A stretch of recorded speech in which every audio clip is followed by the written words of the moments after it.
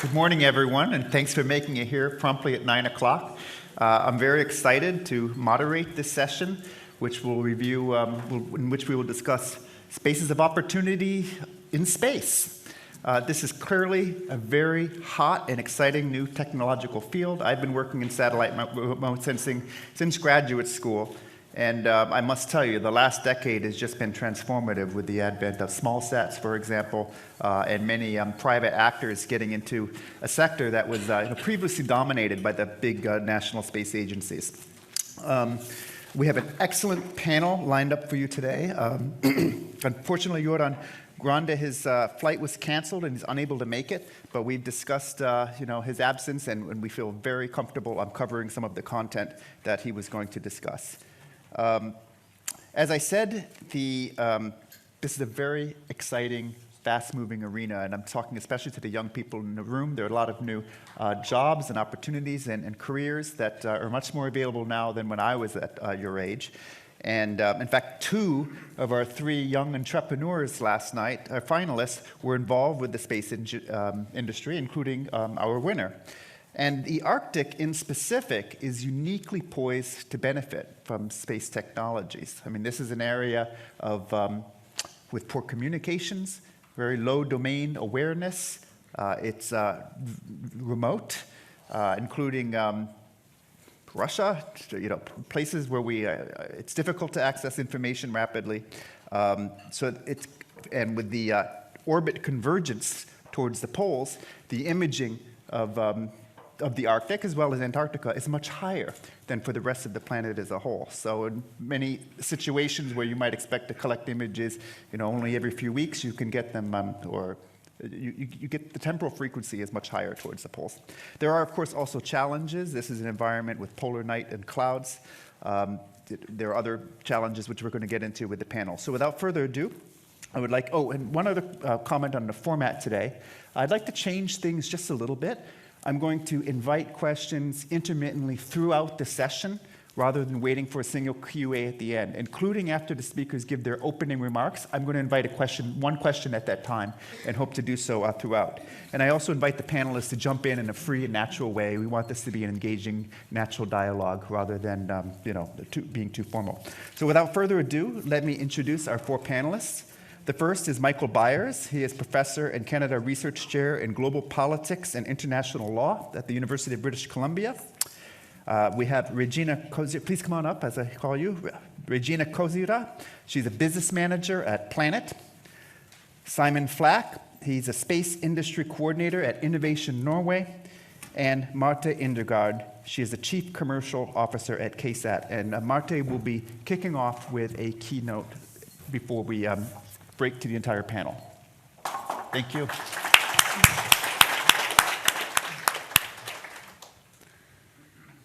Good morning.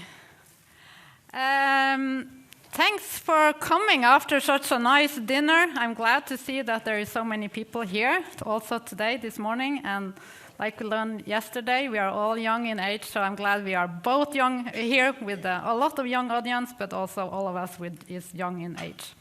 So, as Lauren said, I will kick off this panel by making a brief introduction to satellite technology. I don't know how many in this room are familiar with satellites, so thought we'd talk about that, and how these satellites can benefit the Arctic.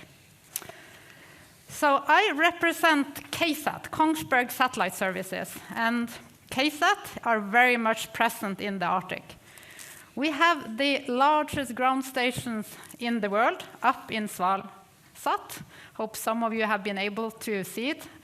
I was there last week, and now we have 150 antennas operational up there. And also we have our headquarters in Tromsø, not so far from here. And then we have a ground station in Antarctica and 22 ground stations around the world. A little bit about satellites, because this is really relevant for the Arctic. Most of the satellites, at least the ones that we are talking about today, are polar orbiting. So it means they fly around the globe, and they will pass north and the south pole. And this is very benefit when you want to monitor the Arctic. So if you have an area of interest in around the equator, you might need to wait like 3 days until you have the next satellite, or the next pass for one satellite. But up here in the Arctic, you can have many passes per day, and if you put all the satellites together, now there is, you can have often coverage with satellites. So that's one reason, of course, why we have ground stations up in Svalbard. Then you can talk to these satellites every time it passes. A satellite takes 90 minutes to pass around the globe, most of them. These satellites, they have many different instruments. And I'm pretty sure now all of you have been on Google Earth looking at maybe your house or any other infrastructure. Then you are looking at high-resolution optical data. When you want to monitor the ocean, which is big and up here in the Arctic, it's maybe dark half of the year. It's quite dark. And often we have clouds like we have today. Then you need to use satellites with another instrument, which we call SAR, synthetic aperture radar. It's a radar instrument where you can see through clouds and also is not dependent on darkness.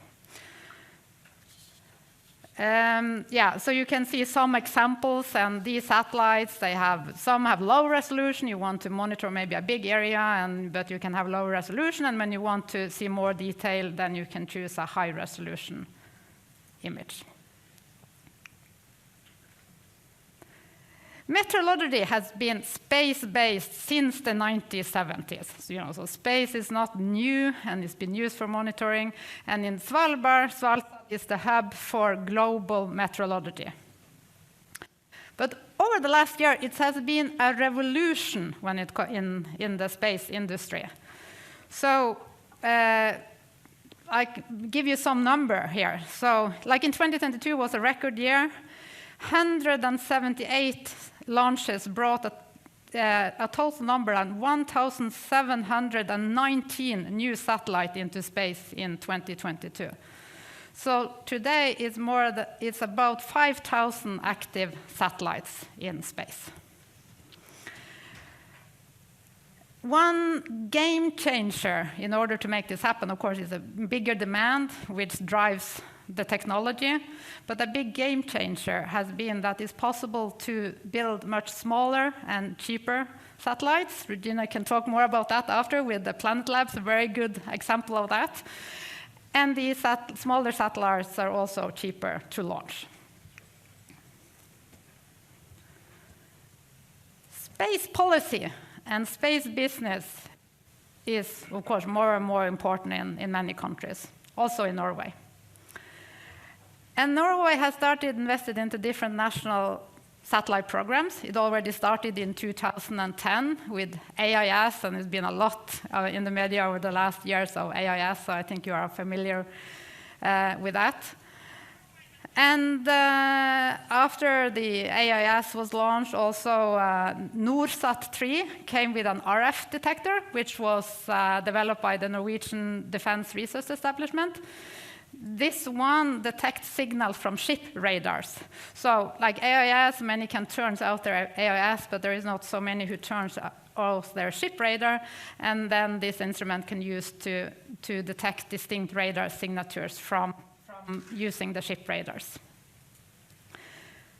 Kongsberg Defense and Aerospace, which is actually one of KSAT's 2 owners, have invested in a satellite program where they will launch 3 of these RF satellites and provide them as a commercial service. In addition, in Norway, Space Norway has a satellite program called MicroSAR. And MicroSAR is dedicated for maritime surveillance, and that has an active radar payload. I talk about synthetic aperture radar, and also an AIS sensor. And KSAT will operate this satellite, and this will be launched in 2025. And finally, the Norwegian Space Agency, quite recently, they launched a new program, which is called Arctic Ocean Surveillance, AOS constellation. And this is going to define the next generation of maritime monitoring. And is going to be designed in order to augment the other flying satellites. So after all of this, Norway will have a pretty good, significant satellite program that can be used for maritime surveillance and up here in the Arctic, of course. But all of these satellites, they are more powerful when they are worked together. Alone, they are just a sensor, but if you put them together and fuse this information, that's when you get something out that you can use in practice. And you want to use them to understand and to get an updated situational awareness pictures. A lieutenant in the Norwegian Joint Headquarters, he said that after this AIS had been up in space for 2 years, he said it was like turning on the lights in the Barents Sea. And there you can really see what was going on. But then you see those who has the AIS on. So in order to also detect vessel that has not reported their position, and we refer to that to dark target, and I see more and more everybody talk about dark target. If you combine SAR and RF sensors, which I talked about, with AIS and other information, that's when you get a really powerful tool, and you can, also look into those who might not want to be seen. And with the increasing number of satellites, and that it's easier, or it's very focused on getting this information fast back to the user, then this becomes a very powerful tool.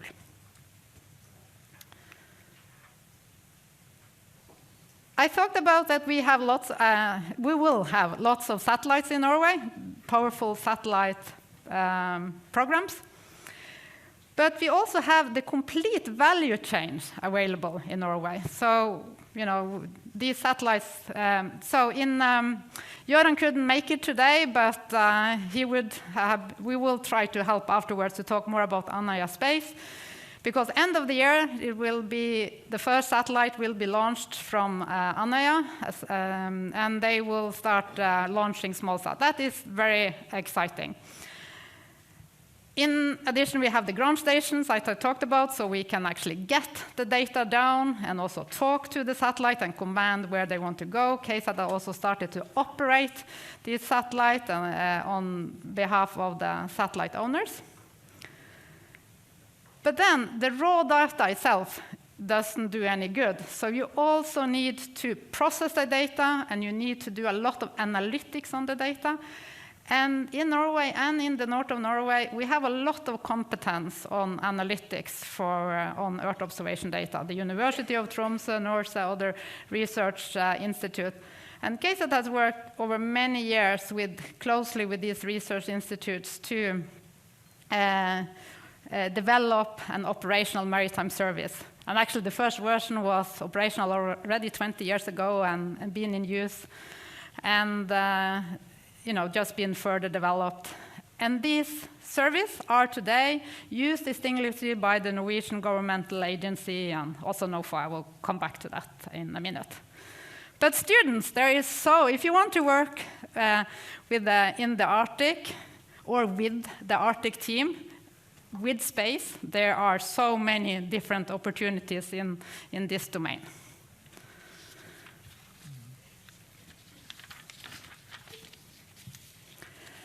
So in the Arctic, it was talked a lot about yesterday. There is a lot of parallel activities in North: oil and gas, shipping, fisheries, recreation, and nature. And these activities, they need an extra high attention when it comes to secure sustainability and reduce risk of accident and damage. And I will give a few examples how satellites can contribute into these pictures.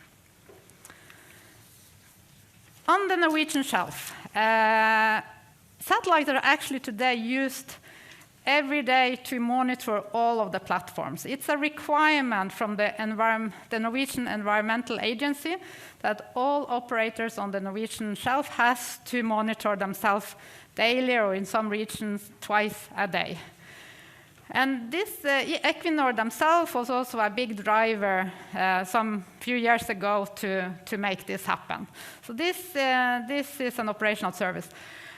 And when you are up north, the satellite data is also used for safety and also to see if there is sea ice drifting towards infrastructure, and in particular in early stages when you are doing search for new activities.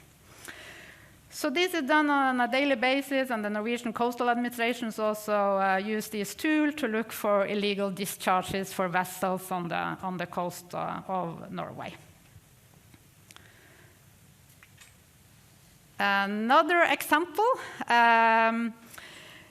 illegal, unreported, and unregulated IUU fishing is a huge global problem.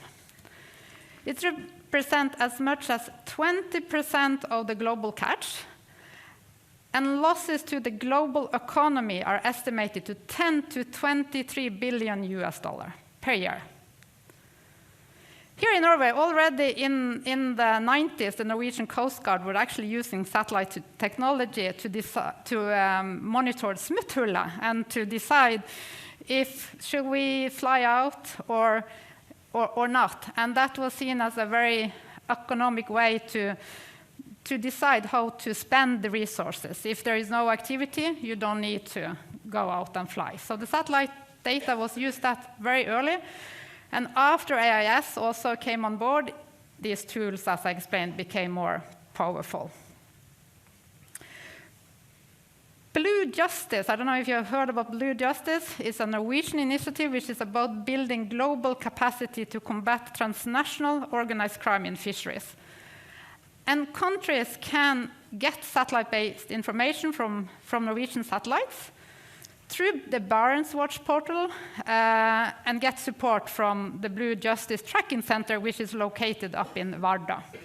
So that is also something, if you want to learn more about that, please come and discuss with me afterwards, because here also satellite-based AIS is already used, and what I talked about with this integrated picture I talked about earlier is a very powerful tool for monitoring IUU fishing. Finally, we are experiencing changing time, as our Prime Minister reminded us yesterday.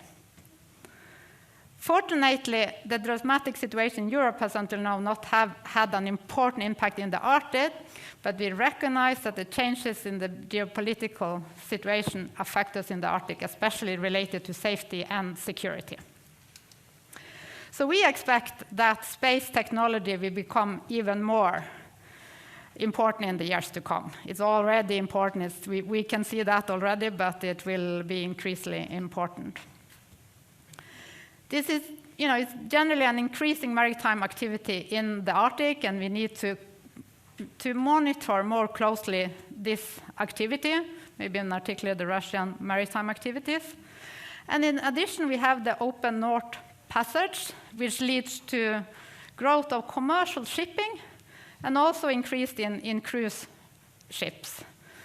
And another challenge that has been is reliable communication in the Arctic. But new technology, satellite-based technology, is also here coming available, and one example is Space Norway Arctic Satellite Broadband Mission Program, which will be launched later this year. So that was my introduction. I hope that we will have many good questions for the panel now. Thank you.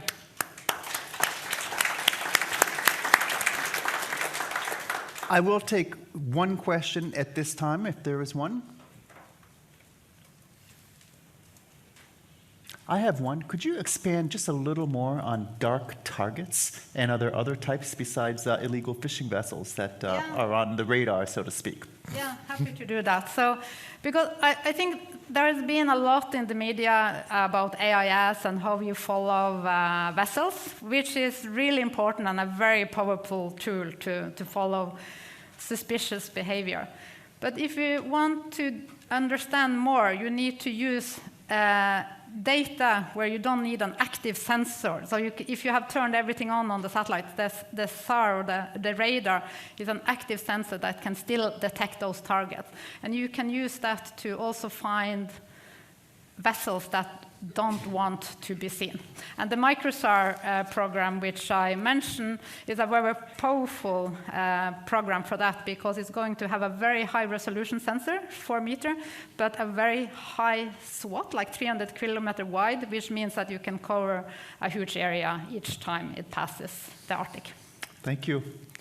Thank you for that excellent introduction. Let's now move on to 3 shorter opening statements, beginning with Simon Flack.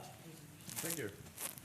So my name is Simon Flack. I work at Innovation Norway, and I work in what's called Invest In. So we work with helping foreign companies enter the Norwegian market. And what we see now, because of this complete value chain that Marte talked about, and the establishment of an orbital spaceport in Norway, many, many international companies are now looking to the Arctic and Norway to establish their companies.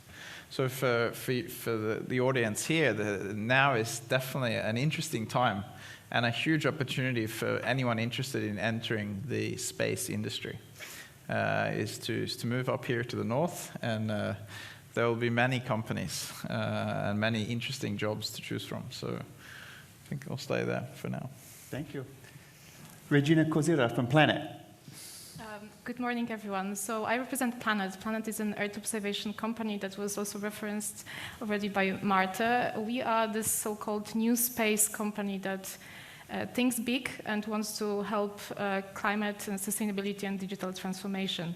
So we build, operate, and deliver data from these very small satellites. They are really 5-kilo shoebox-size satellites that are flying on a very low orbit. And we have a lot of them. It means they can scan the whole world every day. So on a daily basis, there is an update about every point on Earth's landmass. And it's, of course, a very powerful tool to monitor from the distance, from remote, but with high resolution, the change on Earth. What we actually experience is that, giving a little bit more Arctic context, it all starts with science. I think Lawrence and Michael would agree. And we have the satellites start like on a global basis available starting 2017. And already now there are more than 500 publications written by scientists and researchers using our data in the topic of cryosphere. Why is that? Why is it so popular? It's obvious. How Lawrence said, Arctic is remote. It's not really easy to get the data on the ground. The harsh environment and climate doesn't help to go in the field and collect the data. So, of course, we could fly and have flyovers over this region, probably frequently, but definitely not as frequently as satellites can do, and also not on such a large scale. And planes, of course, they have a huge environmental impact, which satellites have, of course, but very minimal in comparison. So that's why satellite technologies are really key, I think, for this region. And for now, there is not really other technologies that could replace it. Another important aspect about accessibility to data is, of course, the times we are living in. During the pandemic, it was not possible to have normal activities and, again, collect the data. And then the war in Ukraine came, and of course, it's now another reality where basically we don't have the data over half of the Arctic. So again, satellites are the key source of help to get the situational awareness and give us a tool to make decisions. Thank you, Regina. Michael Byers from the University of British Columbia. I'm a space enthusiast, but I'm also invited to this conference regularly because I remind people that companies and industries that want to be successful in the long term have to think about safety, environmental sustainability, have to do risk assessment. And I want to very briefly urge people to adopt this risk assessment perspective with regards to space. So we've heard about all of these new satellite companies. Well, in the last 4 years, the number of satellites in orbit has already doubled. And right now, there are applications with the International Telecommunications Union for radio spectrum for satellites. Every satellite needs radio spectrum to communicate with ground stations. There are currently applications for 1 million commercial satellites before the International Telecommunications Union. So we go from 2,500 to 5,000 to 1 million. And this would be in the next 10 to 15 years. That raises sustainability issues. All these satellites need to be launched using rockets. Rockets produce greenhouse gases. All these satellites eventually come down. Companies will tell you they burn up, but mass does not disappear.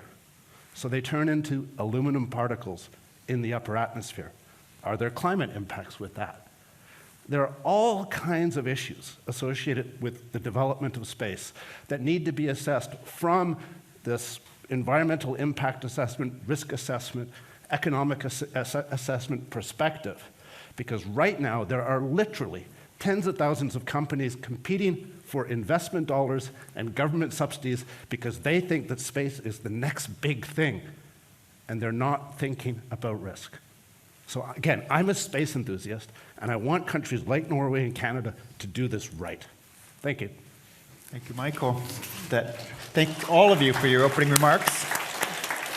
Okay, I will invite one question now, if we have one. Yes. Microphone is coming your way. Thank you for interesting. Okay. Sorry. Interesting presentation. I'd like to your comment on the social aspect. The new technology is available for very few people, and what is your or our responsibility for developing available and affordable communication across the Arctic?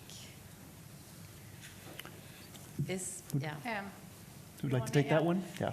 Yeah, so representing KSAT, what we're asking for to develop, we don't develop the communication solutions.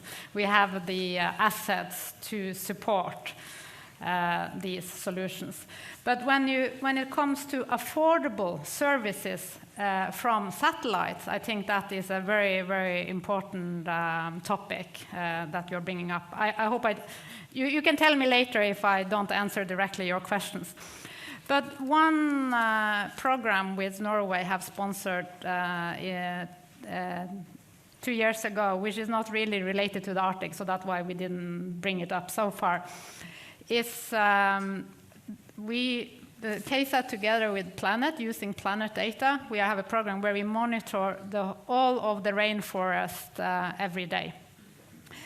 And an important part of this program, when the Norwegian Ministry of Environment was putting funding for this program, was to actually make it available for everybody, for the public. So when they put money into this program, it could not be restrictions on how the data or the information was shared. And that was actually very new in our industry, and it put a lot of pressure on satellite owners, Rigid, and maybe you want to fill me in afterwards, to think different on how do we make this data available. And I think when we talk about civilian applications like illegal fisheries, for instance, I really do believe that we need a similar program in the maritime domain, where we make a program and make dark target, as we talked about now, together with AIS, available and affordable to everybody who are working towards illegal fisheries. Okay, thank you. I don't know, are we on your track on what you're asking? Maybe, Regina, you want to say anything more on that topic? Yeah. I'm always very happy to talk about NICFI. So NICFI is one of the programs that we are the most proud of because it has a huge impact on society.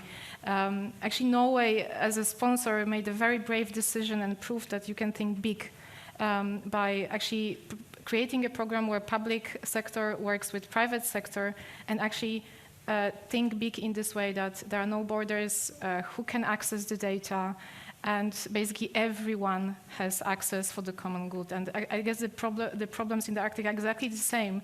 The national borders climate change doesn't care about national borders, and security issues also, we need to cooperate in these issues. So NICFI, just after 3 years, there are 18,000 users of the data from the NICFI program over the tropical forests. And what is very interesting is that so I think more than 150 countries actually use the data right now. And what is very important is 70% of them, they say this is their primary source of data, which I think for the Arctic would be even higher, I would bet this, because we hear a lot that Arctic is a data desert. So let's hope we can think big also for this region. Thank you. And we had a question over here as well. That's the word, yes. Good morning, alle of TAC. I'm Julia from Italy, and on behalf of my fellow mates from the I-North Dialogue Academy, we were wondering how can the panel address the potential environmental impact of the rapid advances in space technology and increased space debris on the I-North, and what steps can stakeholders take to minimize this impact? TAC. Yeah, I think. There you go. Well, I know that companies are they have a high focus on this at the moment. So a lot of the spaceport we're developing in Norway we're calling it a green spaceport. So ICE Aerospace, who will be launching from there, they're using propane as a fuel, rather than kerosene-based rocket propellant. There are other companies looking at other sustainable fuels. And also with satellites, we're looking at electric propulsion and other forms of mitigating the risk of satellites colliding with each other, creating space debris and things like that. So the environmental challenges, both from a commercial perspective, I think, and also from an environmental perspective, the companies are really interested in it, and it is driving the industry. So. Michael. First of all, there's no such thing as a totally environmental rocket fuel, because even hydrogen fuel injects vast amounts of water vapor into the upper atmosphere, which is naturally a very dry place. So just changing the concentration of water vapor in the upper atmosphere could have significant climate impacts that we do not yet understand. That doesn't mean we shouldn't go to space, but to say that we're switching to propane and that's the solution, maybe not. In terms of space debris, one thing I want to raise here, because there is a war in Ukraine and very high tension with Russia, is that if low Earth orbit, which is what we're talking about here, were to become a site for violent impacts between weapons and satellites, things could go very badly, very quickly, in terms of all these economic opportunities. So in November 2021, Russia tested a ground-based missile against one of its own satellites. The impact occurred at 480 kilometers above the Earth, and in the next 12 months, SpaceX had to engage in collision avoidance maneuvers to avoid debris from that missile strike 3,400 times. Now, their satellites were at 550 kilometers. So it was not that all the debris was right in the middle of SpaceX's shell, but they still had to do 3,400 collision avoidance maneuvers, which is using up thruster fuel, reducing the lifetime of their satellites. So we need to connect the security risk to the economic development. We need to understand that there are potential challenges to our business models that could be catastrophic. Again, I'm a space enthusiast. I'm just trying to do risk assessment here because I want us to do this right. But let's not assume that because space is way up there, that it's a safe, environmentally sustainable place to operate without being very careful and engaging with the scientists and trying to learn how to do this better before we mess it up. And I will just make one final point. When I was young, big cities used to dump garbage into the ocean because the oceans were so big that you could just throw garbage into the ocean. Now we have an ocean plastics crisis. Let's think about space as if we were 30 or 40 years in the future, that we don't get to the space debris crisis and have young people in 30 years saying, why didn't you think of that? No need to apologize, Michael. If we're talking about 1 million platforms in 10 years, it's an issue that's sooner than 30 years from now. I'm involved with the space mission, which was launched in December. In its first 2 weeks, we had to shut it off in order to avoid some debris. So this is a serious problem already, and we're not at anywhere near 1 million platforms in space. So, however, returning to some optimism, we do have a lot of young people in the audience. We've heard a great deal from our 3 private sector experts here about the exciting new opportunities in space technology. I'm wondering, Simon Flack, if you could comment a little bit about the educational requirements, because there is a bit of a barrier to some of these jobs. We're talking about engineering and hardware. We're talking about data science on the processing end. This is not something that you can just walk into. Any suggestions or advice on Yeah, education? I would say on some aspects of it are like that. But space is like any industry. There are people at all levels of vocation.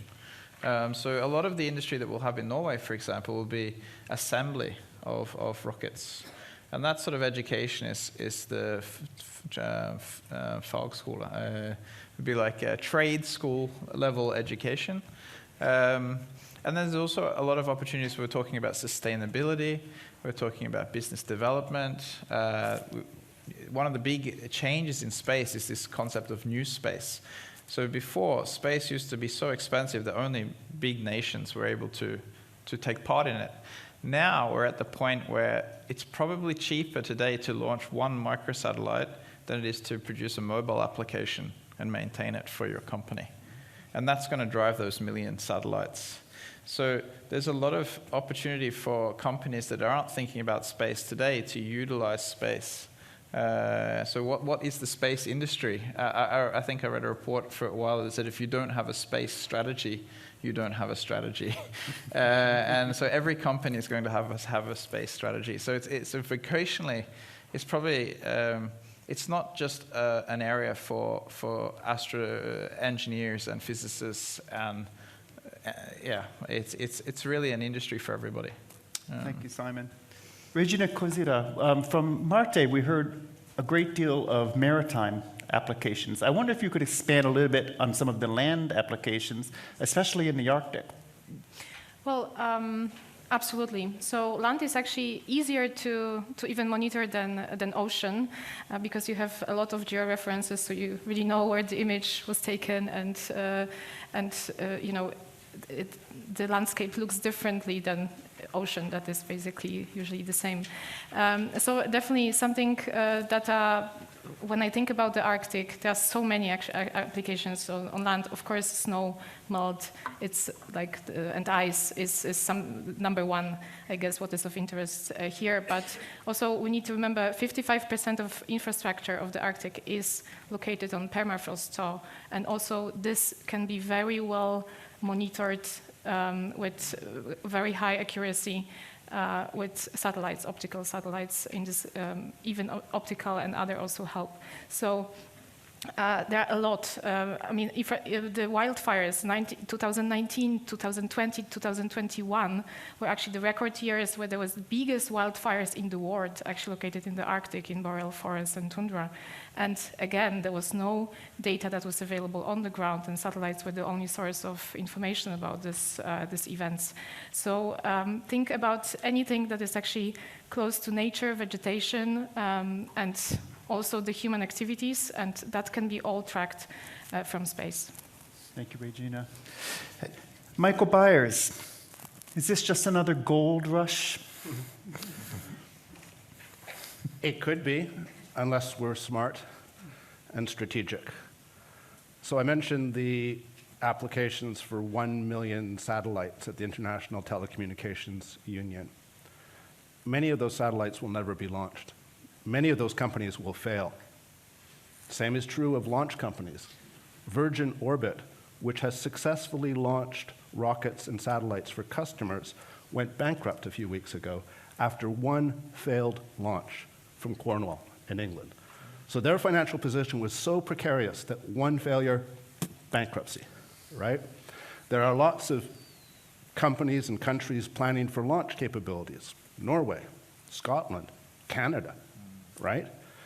But a company that wants to launch a satellite can go to SpaceX or to the Indian government and launch their satellite along with 100 other customer satellites on a single large rocket for a fraction of the price. And I would suggest that we're almost at the point with regards to launches, that launches are like cargo trucks. You want to move a piece of your equipment from Oslo to Budo, you hire a transportation company that puts it in a truck and drives it there for you. Right? So we need to be thinking forward about, in this very fast-moving field, who will be the winners, who will be the losers, what are the real opportunities ahead, not the opportunities that were there 12 months ago or 24 months ago. This is moving very, very fast. And these are great companies up here, right?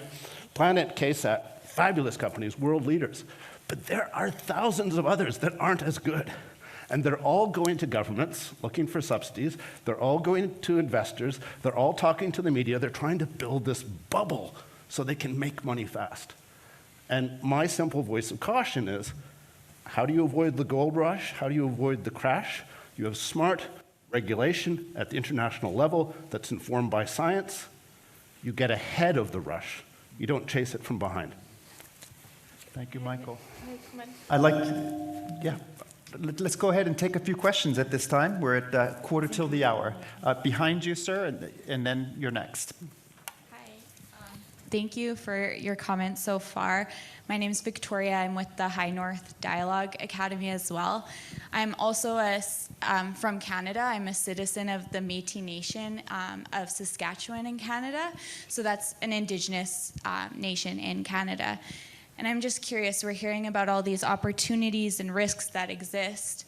How are Indigenous nations being consulted in the development of this? And also, are there exciting advancements in this technology that could be used to support reconciliation with Indigenous peoples in particular, but then maybe also more broadly local communities in the High North? Maybe. Go ahead, Regina. Yeah, maybe I can start. So I can give you actually example not from the Arctic, but from the tropical forests. So we work with indigenous communities there for management, basically, of the forests, because their communities are really at stake because of illegal deforestation. And what we experience is that combination of different data sources, the local knowledge is absolutely needed for management and decisions, of course. We give a great overview of the large scale and regional and local phenomena, but actually the insights to this are coming from the communities that live there, and the decisions need to be made involving the local communities. This is our objective, and we hope we can work more in the Arctic also on such applications. Michael, would you like to add? There are certainly opportunities for communications, for instance, for education, for telehealth that can come from space. But there are also some challenges that Indigenous peoples feel very acutely. So I'm from Saskatchewan, you're from Saskatchewan. When you go out to Batoche at night and look at the clear sky, you are looking at your cultural heritage. You are looking at thousands and thousands of years of identity, of history, of a connection with the galaxy. And you and I are about to lose that because these million satellites are going to create light pollution. So that your children, my grandchildren, when they go out at night in Saskatchewan, they look up, they will see lots of lights in the sky, moving very quickly. They will see a million lights in the sky, but they won't be stars. They will be satellites. And how we deal with this light pollution issue is a real challenge because it's about Indigenous culture, it's about astronomy, it's about our ability to detect threatening asteroids and comets that are coming towards Earth. This has only become an issue in the last 3 years when astronomers started to see streaks across their telescopic images, just 3 years ago. Again, we can come up with partial solutions, hopefully full solutions, but it's going to be an all-hands-on-deck, science, government, industry, collective action to solve this problem. Thank you. There's a question here in front, and then you. Yep. Thank you very much. My name's John Fox from the British Embassy in Oslo. I was wondering if any of you can give me a sense of the scale of this sector, the importance of Norway's economy, particularly up here in the north. These are fantastic opportunities. You've got obviously the new satellite launch site. You've talked about the sort of range of opportunities at your companies and other companies here as well, and particularly from Innovation Norway, you made a pitch on this. I can't quite get a feel for how critical it's going to be, both as from an opportunistic perspective, you know, how important will it be for the economy here in the north to attracting and sustaining the future of a population across the north of Norway? I mean, maybe it's easier just to focus on Norway for now. The same argument will apply elsewhere, but I'm predominantly interested in Norway. And then similarly, I'd be interested as well as to whether we'll reach a point where it will become critical in potentially with the risk that carries as well, whether there'll be communities, towns that will be as dependent on this sector as they are on, say, fishing. Okay. Marte and/or Simon. That's definitely an interesting question. Well, currently, the space agency has just been recently trying to put numbers to that. Where does the space industry begin and when does it end? The upstream side of it is quite simple to sort of calculate, but as space becomes more data-driven, I guess, it's really hard to know is the weather service, the space industry service, is counting reindeer in the north. Is that space industry, or is it environmental? So how big the industry is, I think, is it's going to become so intertwined that it's sort of like how big is the internet, and I think that's where we're going to get. So I think we'll be as dependent on space as we are dependent on the internet, and I think if we have the catastrophic effects of collisions in low Earth orbits, then it will be as impactful. Not just environmentally, but economically. So communities that are especially relying on these services will be impacted greatly. So I fully share Michael's fears that you really have to approach this from a holistic approach, because we will develop something that we will become so dependent on that if it fails, then it will be significant. So I hope that sort of doesn't create a doomsday. Maybe also to put a little bit more positive light, there are a lot of initiatives coming even from the industry actually to minimize this risk. So there is, for example, a group that is called Space Security Coalition. We are part of them, and there are 27, if I'm not mistaken, space operators that basically define the best standards and practices for how the most sustainably and in a secure way build satellites, launch them, operate them, and so on. And we hope actually that these guidelines and position papers could be also taken by national operators that give licenses for satellites, because we want actually pressure on us to be sustainable, to be secured, because this is for benefit of all. Thank you very much. In the third row. My name is Jenny Spring. I'm from the Norwegian Barents Secretariat. Space is now quite available for all of us, so we must assume that you also will have companies or persons with bad intentions taking advantages of it. So do we need to prepare for like fighting space criminality? Do you have any thoughts about that? Good question. Well, I think Michael already started the anti-satellite tests, right? That actually it is a big threat, and it is the most recent one was by Russia, India, China also did it. Even US in the past infamously did this KSAT test. And again, this is a voice from the industry. We would like the governments to actually forbid this kind of activities, because there is not actually regulation or law that right now says that it's not possible. Like if someone does it, we cannot take anyone to the court, because to which court and on which legal basis? So we actually want these legal terms to be in place actually for activities like this. Just two things to add. Cyber attacks are a major problem. Satellites are high technology. This is all digital. There are incredible vulnerabilities associated with that, and world-leading companies spend an awful lot of time and investment in protecting their assets from cyber attacks. But some of the new companies who are operating on very small profit margins might be less careful. And what I worry about across the field is some of these new entrants taking chances. So not designing their satellites to withstand a solar storm. So there's a solar storm and they lose their satellites and all of a sudden we have more space debris, right? Or they don't think about designing their satellites to reduce light pollution.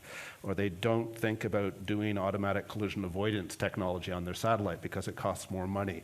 So how do you regulate the new entrants, the low-cost entrants, so that everyone enters at a high level of safety, security, environmental protection? This is always a challenge in new frontier areas of industrial activity. We had it with regards to oil and gas, we had it with regards to mining, we had it with regards to fishing. Think how long it took us to get to sustainable fisheries practices on the high seas, right? We're in another area beyond national jurisdiction, a new rush of economic opportunity. We need to think about the lessons we learned from those previous histories and start to apply them here. Yeah, I agree, and this revolution is coinciding with the revolution in artificial intelligence, which introduces a whole other host of security questions on the data processing side with deep-fake satellite imagery, for example. Are there any other questions? Yes, here in row 3, and then I have 3 questions. They're very quickly. We have 3 minutes left. Starting here. Okay, go ahead. You have the microphone, then you, and then you in the back. Then we'll close. Very quickly, please. So many questions. Laurence Frémion-Pitras, I'm the honorary consul for France in Tromsø. And I had a question now, maybe to Simon or Marta, because what happens in the Arctic, and especially the European Arctic, has huge implications for Europe. So my question is, do you have more information on Norway's approach currently towards the EU? Are we going towards more cooperation or alternative ways? Yeah, thank you. Yeah, that's a huge elephant in the room, actually. Norway is not a member of the European Union. And the current geopolitical situation is pushing the European Union to focus on autonomy and security. What that means is that inevitably Norway actually is being locked out of a lot of initiatives in Europe.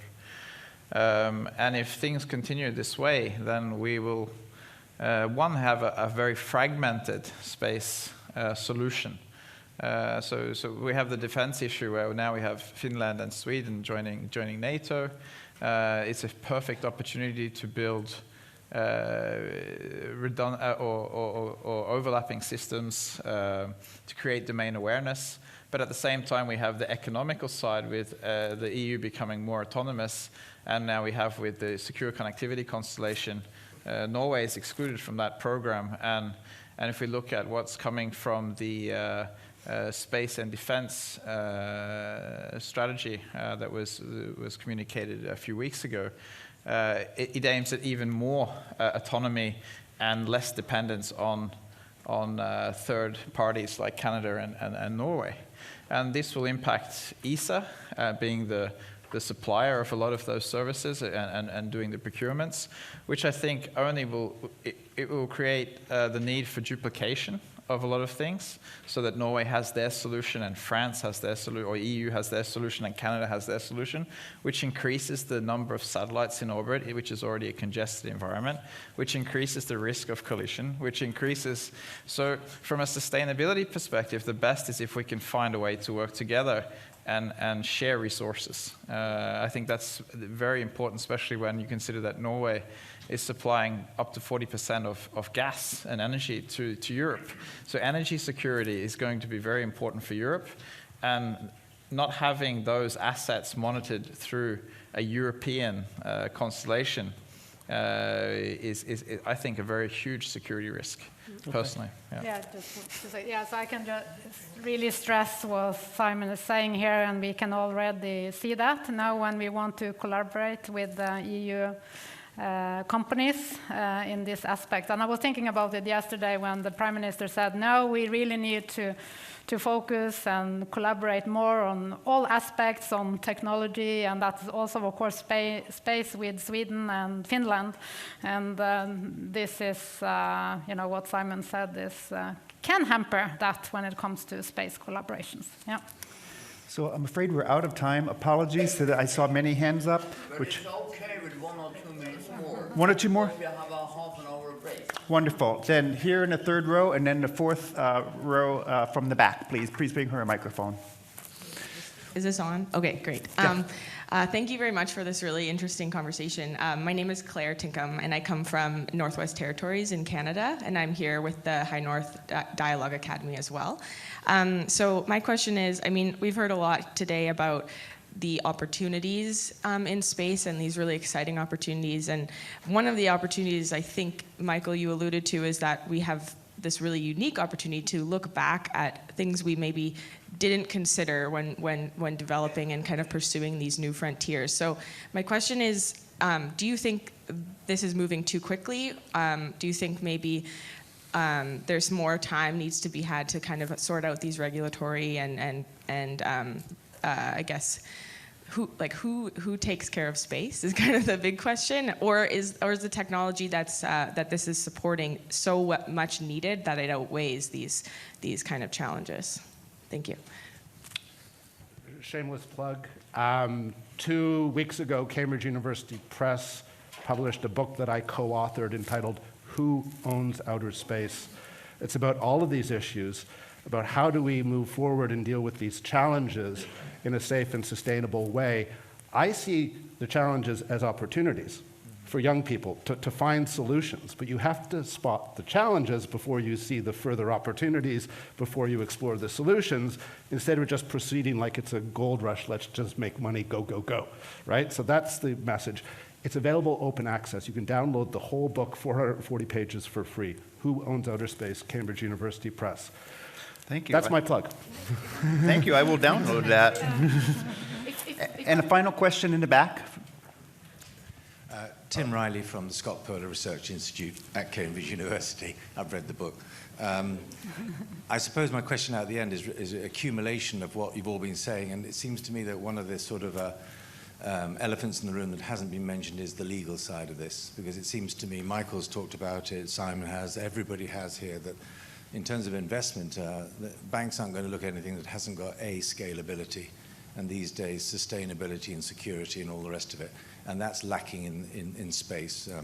As Michael will obviously know in detail, the Outer Space Treaty, China's now talking about the global commons, which the United States completely refused. If you have a question, please. So I'm saying, therefore, does the panel see any kind of movement on this? Is it going to be the ITU that leads on this for some sort of space treaty? Okay. Is it going to be the UN? And actually, Michael hinted, really, in a way, that we have to do it on the basis of law and science, and that's exactly what the Arctic Council does. Okay, we're short on time. So would anyone like to take it from there? Okay. Michael? Very quickly, national governments are realizing that they're behind on these issues. They're scrambling to catch up. There is good international cooperation happening, including Russia and China, at the United Nations Committee on the Peaceful Uses of Outer Space, at the United Nations General Assembly, now at the ITU. Yes, governments realize that they're in this together. Low Earth orbit is a shared region. We all are exposed to these risks, and yes, these governments are coming forward and starting to work together. So that's my optimistic note. For those of you in the room who want to become diplomats and international lawyers, this is an amazing growth field. You can build a career in space. Great. Optimism from the skeptic. Regina, would you like to add, and then we'll close? Yes, and answering, isn't it too fast, developing too fast? So Arctic is warming up 4 times faster than the global average. And what happens in the Arctic doesn't stay in the Arctic. So on what basis the decision makers should make decisions? Space really helps in this acceleration of sustainability and security as well in the Arctic. So let's work together and in parallel on all of the risks, but also let's remember about the huge benefits that it brings, and it should actually be a basis for scientific decision making. Okay, great.